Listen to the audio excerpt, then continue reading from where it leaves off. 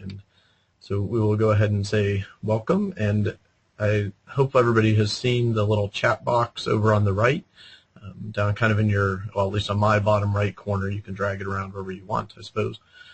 There's a little chat box, and that usually works pretty well for sharing questions. I'm glad to unmute you so you can talk as well.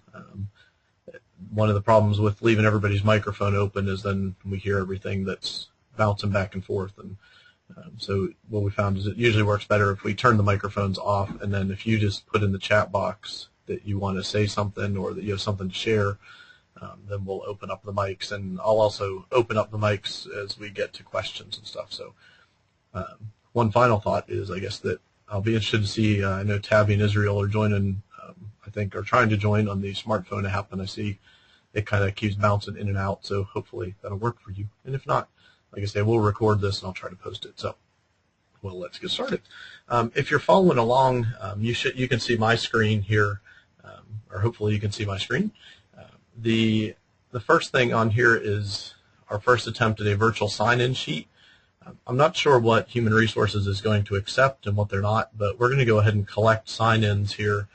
You'll see here number one is just a quick link, and if you go to this link, I think I have everybody's name in there. If I don't have your name in there, if you would just send me an email and I'll add you in there. But once you select your name and click submit, then you will be signed in.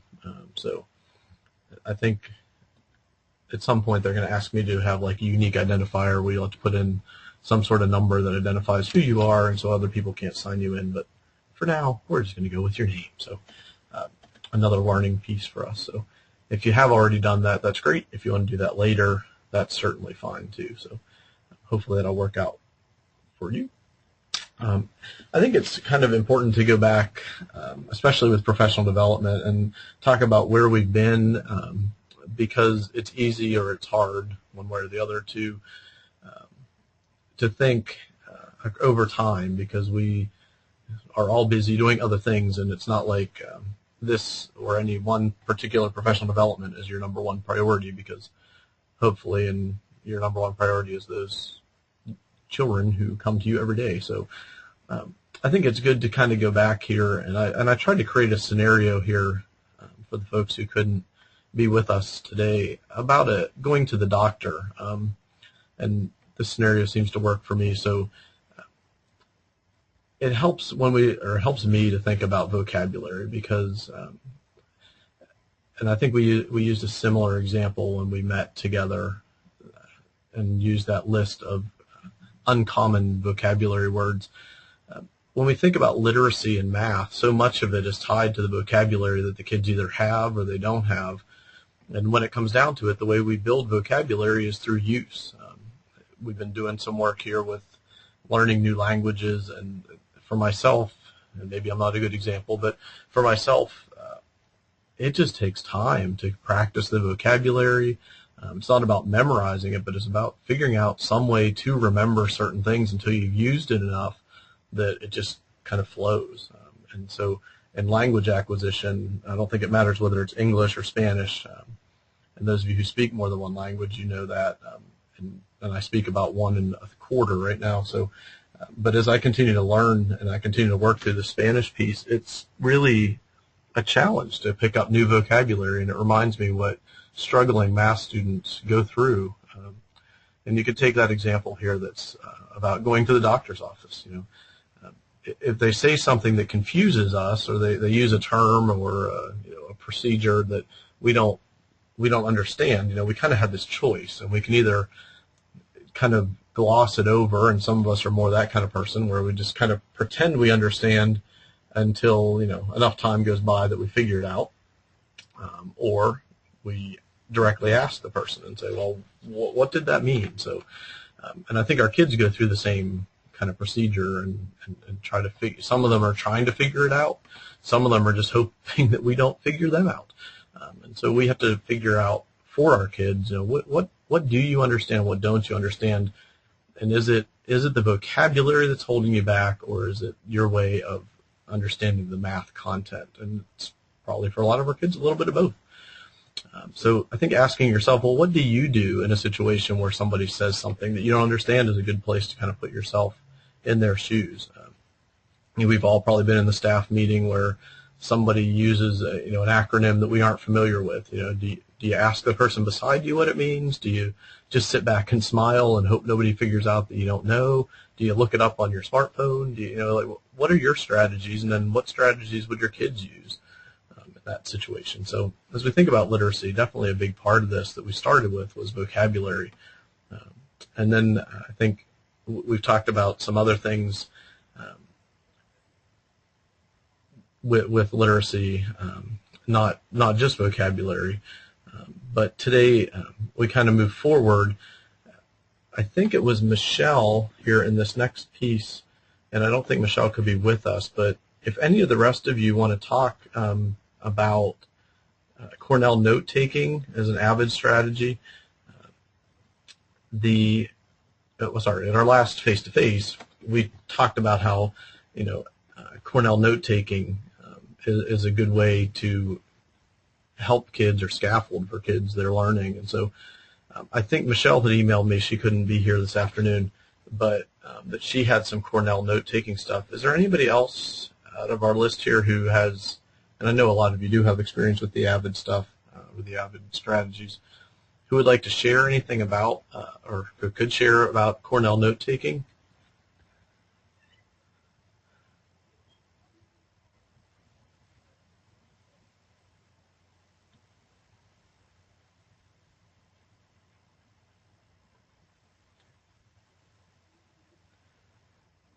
I'll pull up a couple things here that and again, the files are here on the site, so you can pull them down as well.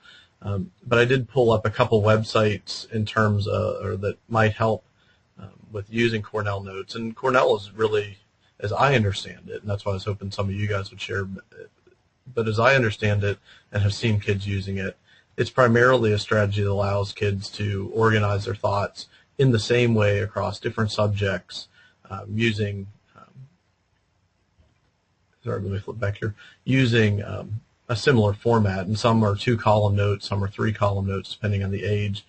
This is one out of, as you can see, the San Diego County Office of Education, where you've got all the different kind of templates, and those of you who are in AVID schools, you probably have all these saved in different places, or have these all on CD. And then also kind of just looking at what might a Cornell sheet look like. This would be one example. And again, I'm certainly not the expert. This would, to me, I think would be the 2-column notes. And if anybody knows, please feel free to jump in. But I want to at least share with you some of the pieces where I know that kids are asked, to copy down typically, or to develop with the group, what is our essential question for today? And then what are their questions? And then what are and these could be teacher-driven questions as well. And then what are their notes about those kind of key thoughts? And then asked to summarize it. And so this just kind of continues. So hopefully, I don't know, if any of you want to share, I'll be glad to unmute you. You are certainly welcome to share.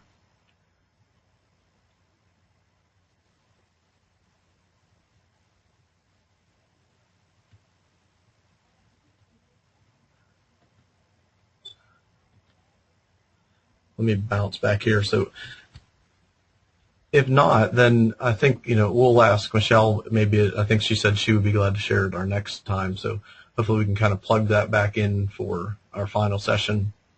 And I think that's, when's that, in April 17th, I think. So let's kind of push forward here a little bit and say, we've talked about different strategies for questioning as important pieces of math literacy. And I know, most of us, when we think about reading in the math classroom, we're thinking about, can these kids read the problem and solve it? And hopefully, hopefully we can work a little bit towards that using some of the graphic organizers we talked about in the past.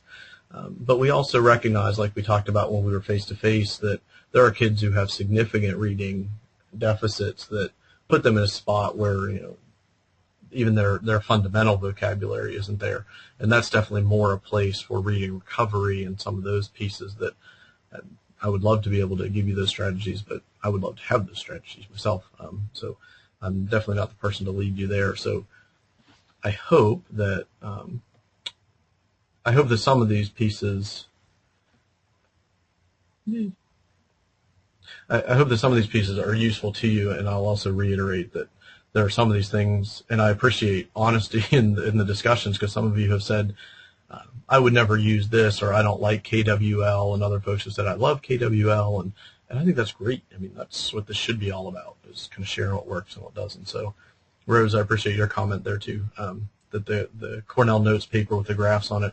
I'll encourage you to go to that San Diego page too, because there are a lot of other layouts for that, and we can certainly have Michelle share with us that may help you, especially at the high school with your kids. So, yeah, and Floyd, you're right. A lot of kids do avoid word problems, and I probably wouldn't limit it to students. A lot of us would much rather, myself, would much rather just solve an algebraic expression versus have a situation presented and then try to figure it out. But just in a training on e-toys that we'll be using with some of our middle schools next year, and I was being the student, and I was being a really bad student because I was really struggling and with trying to figure out where some of these concepts were going, and then some of these things were phrased in big long paragraphs, and I thought, ooh, I just couldn't make sense of it right away, and my initial reaction was just to check out, just like a lot of our kids do, and probably like a lot of us do. Things get hard, and we want to check out, even if we understand the words. So, Floyd, I think you're exactly right there, that a lot of kids just want to avoid the word problems, and even I don't know if this is reflective of you, but even as I think back on middle and high school, the typical textbook layout was 25 or 30 questions, and then 4 or 5 good word problems at the end, and even I remember good teachers saying to me things like, make sure you can answer the problems, and you do one of the story problems at the end. So it's almost like we kind of shy away from that, probably because we know it's a struggle for our kids. But I don't know. See what your thoughts are on that. Our chapter chunk here from our book today is on summarizing in math, and summarizing to me, and I'll read this part to you, but again, I put this here for the folks who couldn't be here this afternoon. Summarizing to me is kind of linked to estimating. I had a good discussion the other day with a teacher over at Southwest Elementary about estimating, and I was saying that I think to me a reality is that estimating a lot of times is harder than just solving the problem, because estimating requires you to have some knowledge of what's going on with the numbers. And so the example, the way out example I use here is, what if we ask a kindergartner what 1,000 plus 3,490 might be? In that case, a kindergartner doesn't have the concept of those numbers to be able to come up with something, and yet to us it looks like a pretty simple problem. And you can pull that age up. What about an 8-year-old? What about a 10-year-old? What about a 12-year-old? When does that become easy to just estimate 1,000 plus 3,490? And for different kids, it's going to be at different ages based on their level of understanding of the number. But it's probably actually easier just to get, well, that's 4,490.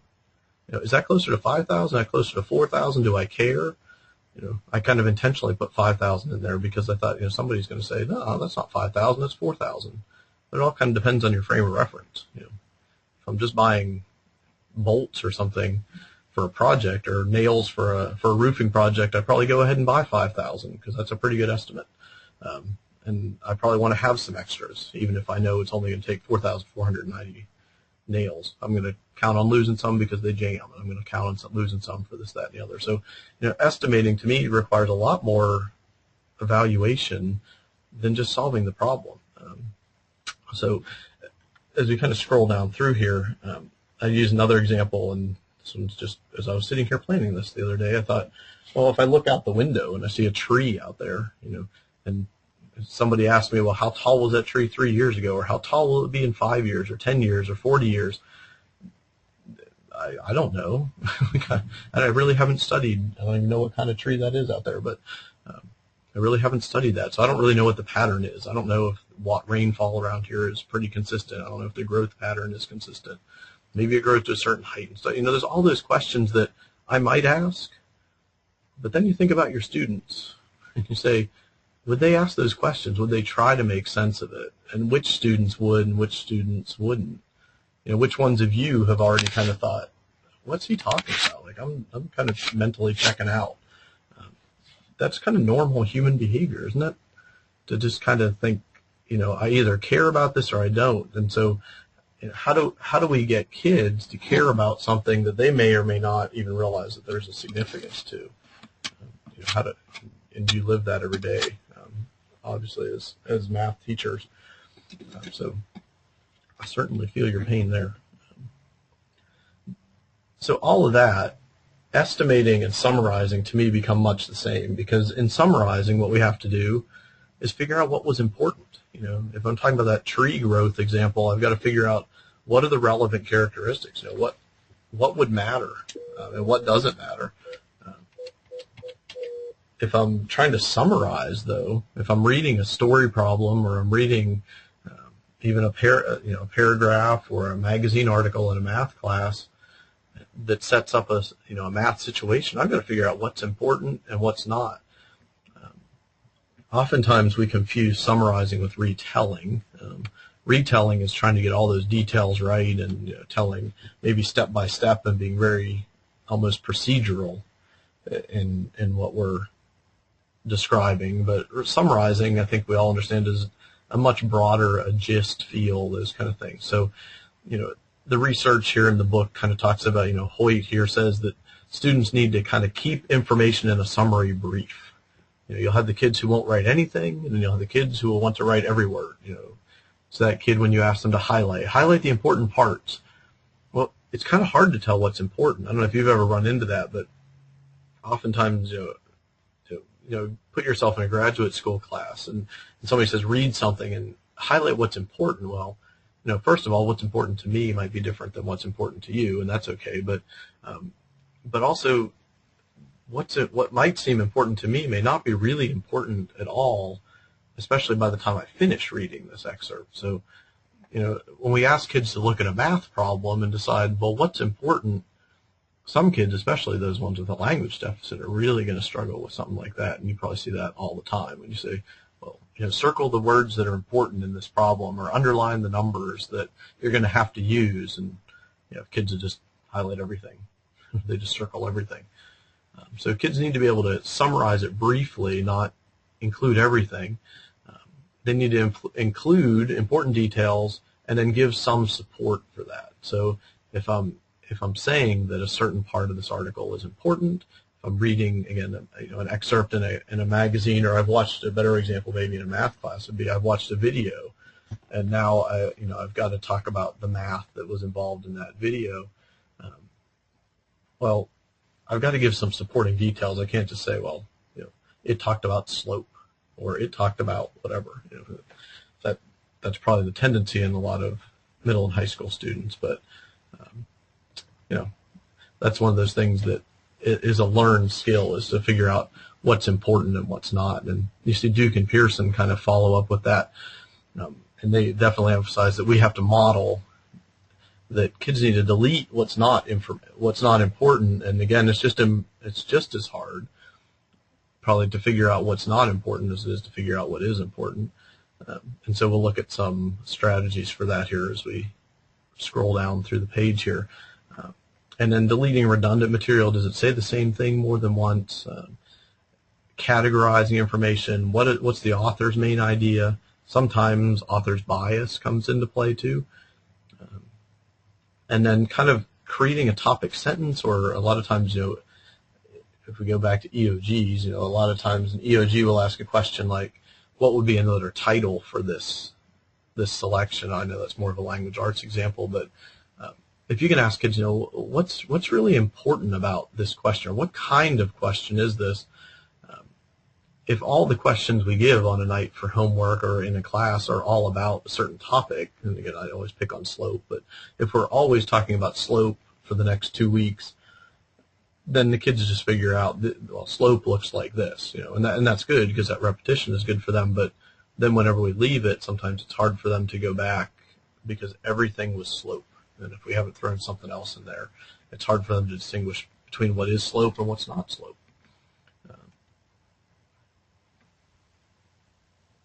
Yay. The strategy, let's see, am I skipping ahead there? I am skipping, sorry. I said here in this next little piece that there's two things that I think we can do in a math classroom, and the first is, strategies. Some of them clearly apply if we're reading a story, or if we're reading or watching a video, or you've described a situation. And then there's other ones, and some of these strategies we're going to talk about really apply just to that. Like they just apply to longer excerpts or viewing something or listening to a longer piece. And a few of them are more addressed to,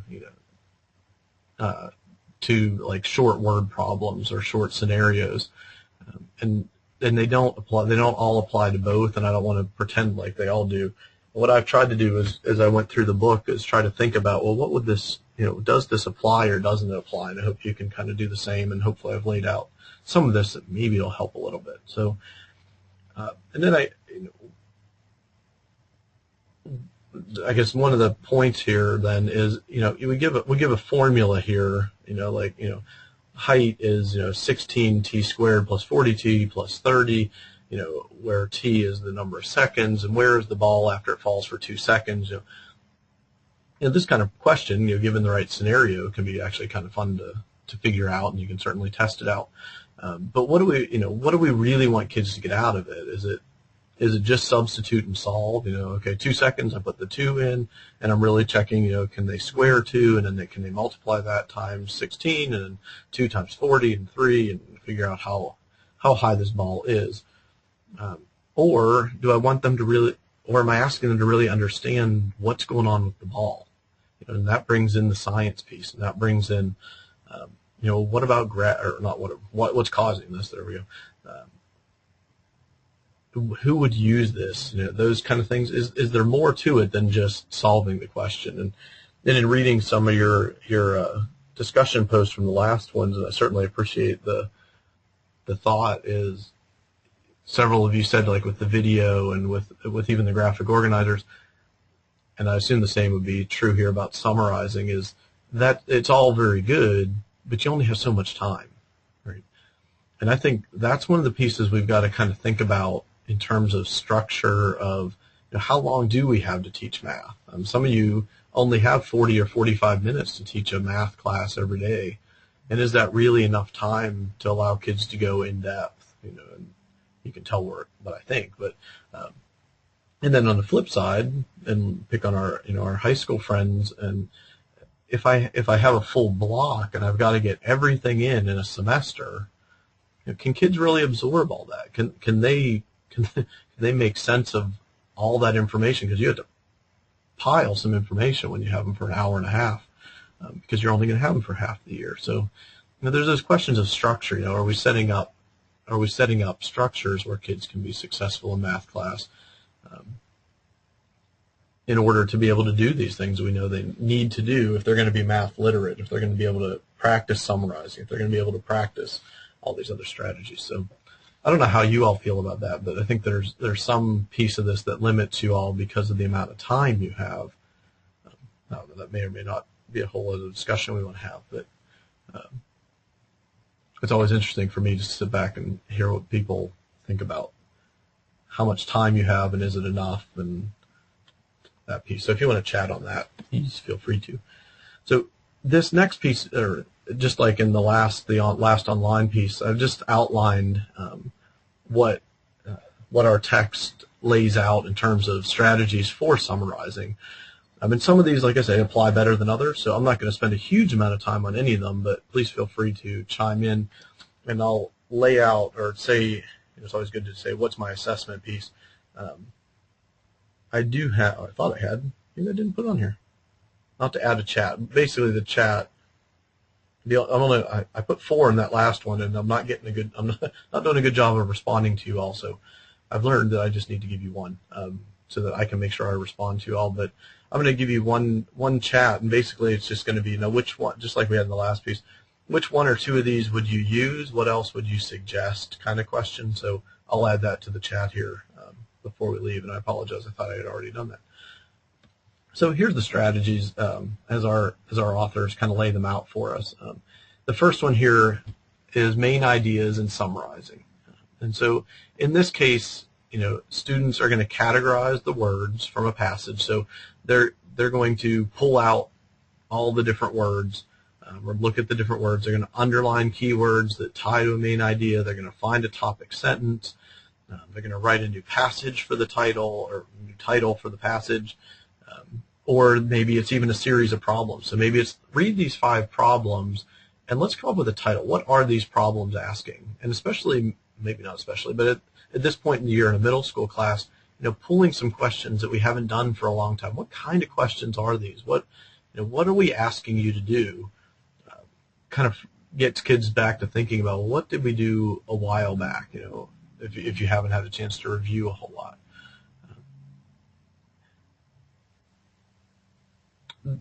That's probably the most traditional of all these approaches, but and really it's just looking for what are those important words, and what is a topic, and topic sentence may or may not apply again if this is just a short read. The second one here is read, cover, remember, and retell.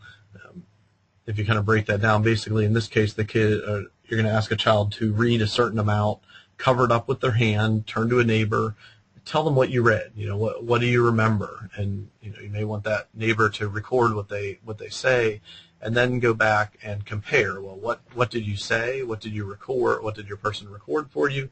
And then how does that relate back to what was actually there?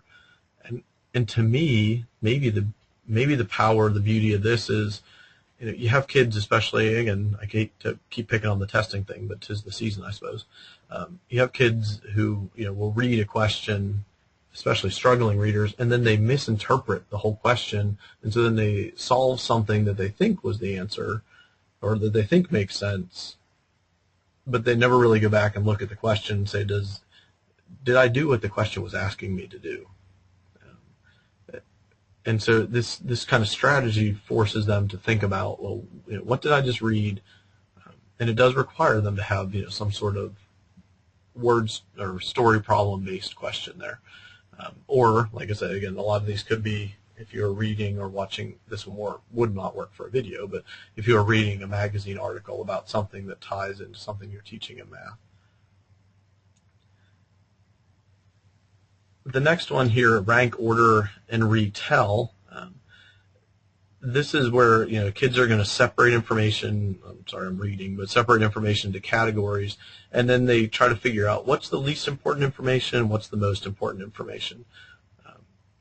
The hard part with this is, well, the good part with this is it lets us see, are kids separating information based on what really is important, or are they way off? And the kids who are way off, they're probably showing us something. Maybe it's something you already know, but maybe they're showing us, I don't get this. I really don't understand what I'm reading. And so modeling for them, well, here's how you look for important information. Here's what you can ignore. Like I say, the text gives us those titles. I kind of said, this is important now, because a lot of our problems, especially in upper middle school and into high school, are multi-step. So some information is important now, some of it's going to be important later, and then some information may just not be important. So this is, again, one that works okay individually, but it's definitely more useful if you're talking about a group working on a project, and again, with a good rich task where they're problem solving throughout the task and not necessarily just one question. GIST is, in essence, what it says. You're really trying to get kids to get down to a 20-word summary of what you've taught in a day. There are all kinds of versions of this. I was going to say the Avid one-pager, but that's not really, the Avid one-pager is trying to get kids to that level. But the goal of GIST, like I say, is to get kids to a 20-word summary. Some kids are going to write 0 words, and some kids are going to write, 100 words. In an elementary language arts class, we might call it a quick write. Okay, write down what you think is really important about what we did today, and then let's kind of share those back. And the idea with GIST is it's not just that one kid. It's going to be they share theirs back. So we start charting those out, or we start writing down the different GIST statements, and then we create a class GIST statement, and maybe that's what goes into a math notebook, or maybe that's what goes into our class, our class notebook. If you have kids, especially kids who struggle with written language, okay, so maybe this is an oral kind of piece. They're just going to speak their way through it, but you're just getting them to understand that it's okay to just get a broad overview, because that could really help us when we come back tomorrow. Let's start with where we left off. The file down at the bottom here has a blank format for GIST, but you can certainly create your own. There's nothing beautiful to it. Keywords, and I say this at the end of keywords, is one that you have to be a little bit careful with, because keyword strategies have been used for years, and you've probably heard it 1,000 times, but test writers, and some of you, and there are these people, know about keywords. And so, the old, well, if you see total, you need to add.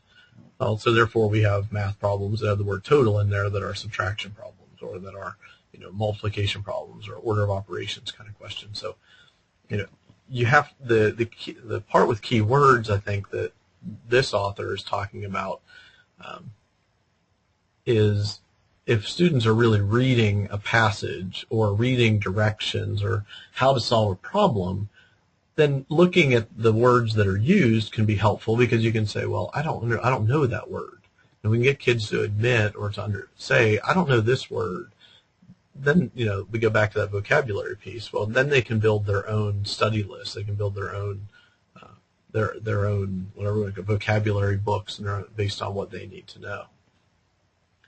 The last two here, very important points.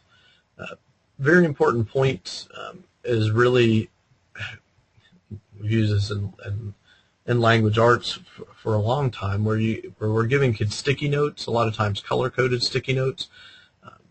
And you can certainly create the categories that make sense for you, but some typical ones might be, okay, this is confusing. So all, red sticky notes, or somebody will invariably say, which is very true, I can't get sticky notes, let alone colored ones. So if you can get just the yellow ones, and so they put a red dot on it if it's confusing. So I'm going to sticky this part because this is confusing. Okay, this is a detail, so I'm going to color this one blue. And then this is something where either I've got it, I use the word connections here, but you could say this is an I got it place, or I know how to solve it now, and mark where you know how to solve a problem. And again, this works for extended tasks too. So if you're doing a task or a project, you can have them label where are the confusing parts, where are the details, where's the I got it point. And those are really just flagging information. And then as kids get back together, or if they're doing this as a group to begin with, as the class comes back together, you can talk about what was confusing across the board. And to some degree, sticky notes are just kind of fun to use. So sometimes kids will do things or write or flag things with a sticky note that they might not write something down for. They might not take a note for you, but they might be able to stick a sticky note in there and say, this is something I need to remember. And then finally, as we hit this last piece, this is basically just another simple table that can work, and this is guided reading and summarizing. So my table didn't come out very pretty there, but underneath this little description, you've got this part where you're asking, okay, what are the details that you remember from the reading, and then what additions or corrections are there? So let's walk through the strategy. That will make more sense first. This is meant to be an independent task, although for your struggling readers, this could certainly be you reading it aloud and them doing the task, or working in pairs or working in groups. But the gist here then is the kids are going to read the selection of the problem, and they try to remember what they can. Again, this is similar to the hand cover-up method. They're going to dump out, this is what I remember. Some folks will call this a brain dump. This is what I remember. It may be numbers. It may be, we're doing something with a pattern, whatever it is that they happen to remember.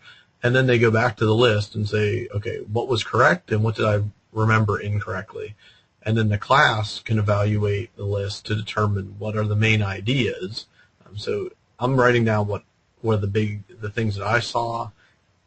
I'm adding in what corrections I have, and then as a class, we're going to come up with a summary for, well, what are we really supposed to do in this kind of question? What do I do? And I think what we see in all of these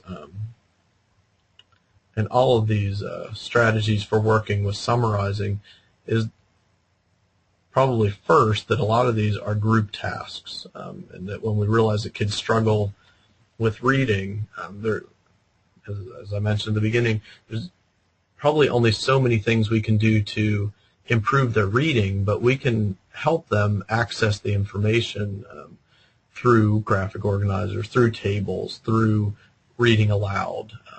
So we're trying to get them, and I know you guys do this every day, but trying to get them to the point where they can just do the math, and that the language arts part isn't standing in their way as much as it might, while giving them some strategies for organizing. So it's kind of a matter, I think, for us of balancing the two and figuring out. I don't want to do the work for them, and you don't either.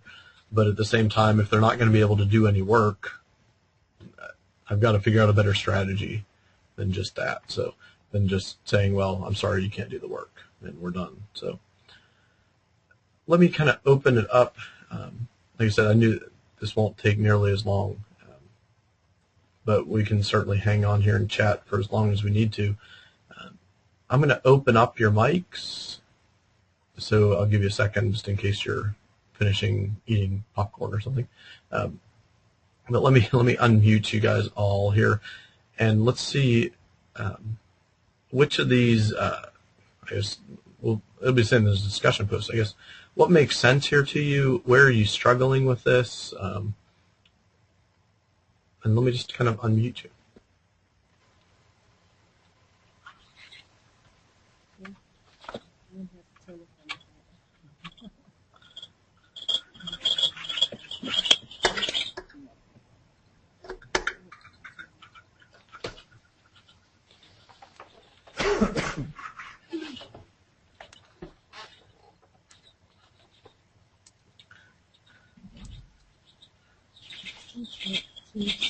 Oh, I did 227. It's all right. You just let him know. You just let him know you're with me. Okay. So is this? It's probably, again, it's probably not everything that it's not going to meet any. Anyway, sorry. Let me start again. This is probably not going to answer all your questions about reading in the math classroom, but in reading your post from the last one, hopefully there have been some pieces of this that are giving you a couple new strategies. One thing I'm going to ask, I know our next session is, I think I put it at the bottom of the page here, is in April, I think it's April 17th. Let's see. I think I put it at the bottom of the page. I think something didn't get saved here. But anyway, I think our next session is on April 17th. And one thing that I'd like to ask you to do for that April 17th is to come with one thing that you can share. And what I can do with GoTo here is turn control over to your computer, so then you can share your screen. So if it's a graphic organizer you use, even if it's a student work that you've used, or if you just want to talk about it, that's fine too. And that'll kind of be our closing. I've started to build session 5, at least I think I did, but who knows? Some things don't seem to be there right now. I've started to build session 5 here, and you'll see that session 5 is visualizing and comprehension. And so we'll try to get that up here as soon as possible. Not that you have to do it in advance. We'll run through it just like we did today. But it'll be there in case you can't make it for the face-to-face like this. So are there any other thoughts or questions out there? And if not, we'll kind of close up shop for today. Oops, let me unmute you.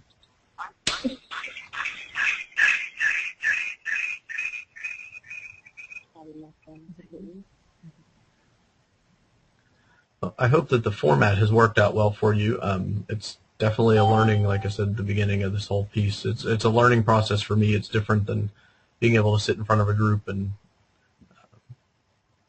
see faces and all those other pieces. But I think it's probably a way that we need to go to save you guys all travel time and get you the PD that you need. So I appreciate your feedback on that. And if there's nothing further, we'll stop there.